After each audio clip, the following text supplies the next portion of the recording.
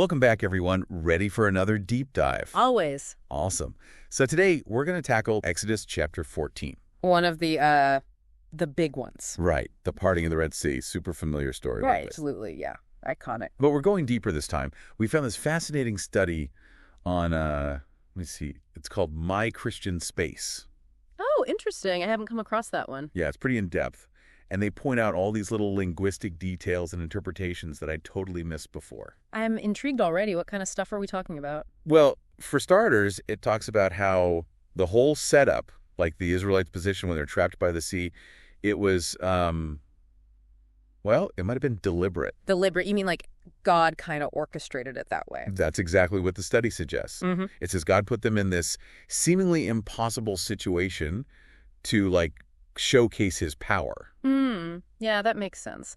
It's like setting the stage for a showdown, God versus Pharaoh. Exactly. It's like God saying, all right, Pharaoh, you want to play? Let's play. So we start with the Israelites fleeing Egypt. Right, and they end up camped by the sea with the Egyptians closing in. Yeah. And it seems like a really dumb move, militarily speaking. Like, hello, trap. But the source points out this word fled. In Hebrew, it implies fear. So the Israelites were running scared. Yeah, and that probably didn't sit well with Pharaoh. Wounded pride, he's used to being in control. And on top of that, he's just lost his entire workforce. Right. Free labor, gone. That's going to hurt, even for a pharaoh. So he decides to go after them with his whole army. Which was pretty formidable, right? Chariots, weapons. Oh, yeah. The Egyptians were a serious military power, and Pharaoh probably felt totally invincible. Until he ran into God, that is. But let's talk about the Israelites for a second. How do they react when they see this massive army bearing down on them? I mean, I'd be freaking out. It's interesting, right? You'd think they'd be used to miracles by this point. I mean, they just saw 10 plagues. Yeah. But the source points out that they're terrified. They totally forget what God's already done for them. It's like they got amnesia or something. Suddenly, they're back to being slaves in their minds. It's a powerful reminder, though, right? That even after seeing God's power firsthand, fear can still creep in. We're human, after all. Absolutely. And it sets up this amazing contrast. The Israelites are panicking, but Moses is rock solid. He's got this unshakable faith. The source even quotes him. He says, "Stop being so fearful, remain steady, and you will see how Adonai," that's the Hebrew name for God, "is going to save you." Wow. Talk about leadership. Okay, so God's got to do something, right? The Israelites are trapped. The Egyptians are coming. What happens next? Well, God tells Moses to do something pretty unexpected. Unexpected how? Like, hey, Moses, go make a sandwich. Aha! No, even more wild than that. He tells Moses to raise his staff and part the Red Sea, make a path right through the water. That's ambitious. I mean, the plagues were impressive, but parting an entire sea, that's a whole other level. Right. And the source points out that this isn't just about rescuing the Israelites, it's about sending a message. God's choosing to act in a way that'll completely destroy the Egyptian army. No doubt about who's boss. Okay, so we've got this impossible situation. Sea needs parting, army's on the move. What does God actually do to make this happen? What about the angel of God? Where does that fit in? The angel, this is where it gets really interesting. The angel's role is to, it's almost like a shield and an obstacle at the same time. Okay, I'm confused. How does that work? So for the Egyptians, the angel is this cloud of darkness blocking their path. But for the Israelites, it's a pillar of fire lighting their way. Wait, so it's dark on one side and light on the other at the same time? The source doesn't explain exactly how it worked, but the point is clear. God's using this angel to create a clear division, safe passage for the Israelites while the Egyptians are held back. It's like a supernatural traffic light. Red for the Egyptians, green for the Israelites. So the Israelites are moving through this parted sea, protected by the angel. What about the Egyptians? Are they just sitting there waiting? Not quite. As dawn breaks, God does something else. He throws the Egyptians into a panic, total chaos. I bet those chariots weren't so helpful in a panic. So this is where God really shows his hand. What do the Egyptians think about all this? Do they finally figure out who they're dealing with? The source says they have this moment of realization, but it's too late. They cry out, "Adonai is fighting for Israel against the Egyptians. Let's get away from them." Too little, too late. So what happens when those parted waters come crashing back together? Total devastation. Moses stretches out his hand, the waters return, and the entire Egyptian army is wiped out. Every single one. Chariots, horses, soldiers, gone. Wow. That's intense. No wonder this story is so powerful. But it's not just about the spectacle, right? There's got to be a deeper meaning here. What's the source say about that? The source says this isn't just about physical escape. It's about the birth of a nation's faith. The Israelites go from cowering in fear to witnessing this incredible display of power. And their reaction, well, it's kind of surprising. Surprising how? I think they'd be jumping for joy, celebrating their freedom. They are, but the source points out that they also feel fear. But it's a different kind of fear, not terror, but awe. Awe, like respect. Exactly. They've just seen God's power up close and personal. It changes their whole perspective. They understand, maybe for the first time, just how powerful God really is. That's a powerful image to end on, terror turning into awe. And it brings up a big question for us today. How do our own experiences with fear shape our faith? Do we let fear paralyze us, or does it lead us towards a deeper understanding of God's power? Yeah, that's a great question. And it's one we'll be exploring more in our next segment, so stay tuned, everyone. It's really interesting how the source talks about this idea of fear, like it's not always a bad thing. Right, like we were saying before the break, it's more about awe, recognizing something bigger than ourselves. Exactly. Right. It's about understanding that we're not in control. There's a higher power at work. And acknowledging that can be, well, it can be pretty humbling. Definitely. It makes sense, though, right? When you see something like the Red Sea parting, it kind of forces you to reevaluate things. Mm-hmm. Like maybe my little problems aren't so big after all. Right. It puts things in perspective. And the source, it actually poses this question to us directly. Oh, yeah. What was it again? Something about how this understanding of fear. It asks, how does this understanding of fear resonate with you? Like, it wants us to think about how fear, our own personal experiences with it, shape our faith. That's deep. So it's not just about the Israelites back then. It's about us now. Are we letting fear control us, or is it leading us to a deeper understanding of God? It's a good question to ask ourselves, isn't it? It really is. It's like maybe fear isn't something to be avoided all the time. Mm-hmm. Maybe it can be a stepping stone to something more.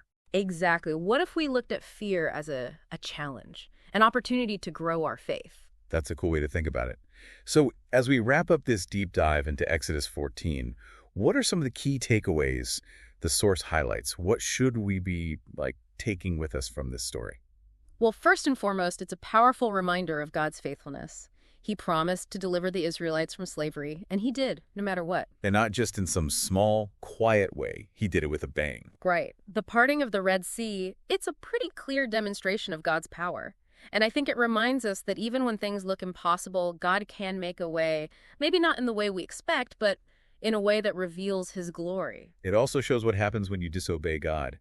Pharaoh kept hardening his heart, refusing to acknowledge God's power, and in the end, it cost him everything. Yeah, there are consequences to our choices. When we ignore God's will, we're essentially choosing to go our own way, and that can lead us away from his protection and blessings. So we've got the power of faith, the consequences of disobedience, and the amazing power of God at work.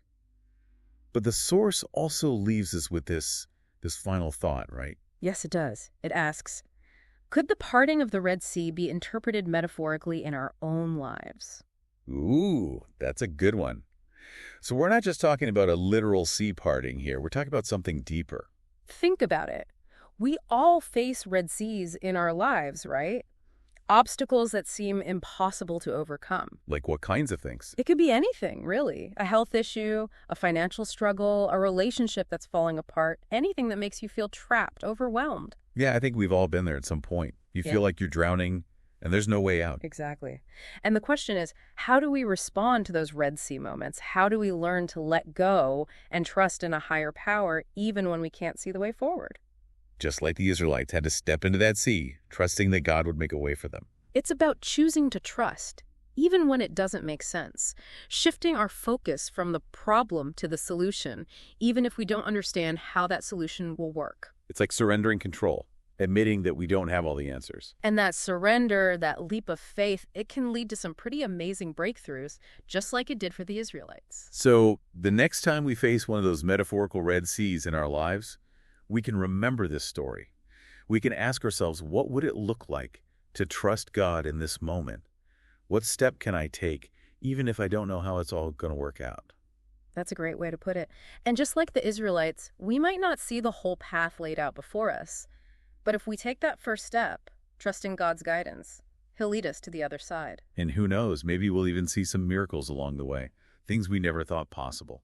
That's the exciting part about faith, isn't it? It opens us up to all these possibilities we could never have imagined on our own. Well, listeners, that brings us to the end of our deep dive into Exodus chapter 14. We've explored faith, divine power, the consequences of disobedience, and the power of surrendering to something bigger than ourselves. And we've been challenged to think about how this ancient story, with its impossible escape and incredible miracle, can still speak to us today, especially when we're facing our own fears and uncertainties. It's a reminder that even when things seem impossible, there's always hope. And that God is always with us, ready to guide our steps and lead us to the other side of our own personal Red Seas, whatever those may be. So before we wrap up today, let's circle back to that question the source posed about the metaphorical Red Seas. Yeah, that was a good one. It really got me thinking. Me too. It's interesting how a story like this, the parting of the Red Sea, this huge epic event, can also be so personal, you know? Right. It's like, on one hand, you've got this massive miracle, this impossible feat, but then on the other hand, it's about this really intimate experience of faith. Yeah, we can get so caught up in the HOW of it all. Like, how did the sea actually part? What does it look like? But maybe the real miracle is the Israelites' willingness to actually step into that unknown. Right. They couldn't see the bottom. They just saw this wall of water, and yet they moved forward. They trusted that God was working, even if they didn't understand how. That takes a lot of guts. It does. It's a powerful image of what faith in action really looks like. And it makes me think about, well, where do we see those metaphorical Red Seas in our own lives? What are those moments where logic says turn back, but something inside you says keep going? Exactly. It could be anything. A big career change, a relationship that needs healing, a creative project that seems way too daunting. Those moments where you feel stuck, afraid to take the next step.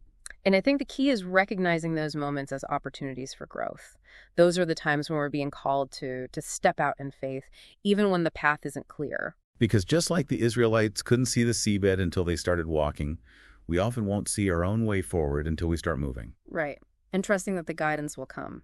And just like God guided the Israelites with that pillar of fire, He promises to guide us too. It's a comforting thought, isn't it? Even when we feel lost or afraid, we're not alone. So as we wrap up today, listener, we want to leave you with this question. Where are your Red Seas? What situations in your life feel impossible, overwhelming? And what would it look like for you to approach those situations with the same kind of faith that Moses and the Israelites had? Remember, even when the way forward seems blocked, even when it feels like there's no way out, there's always the possibility of a miracle. Sometimes all it takes is that first step of faith. Thanks for joining us on this deep dive, and until next time, keep exploring, keep questioning, and keep the faith.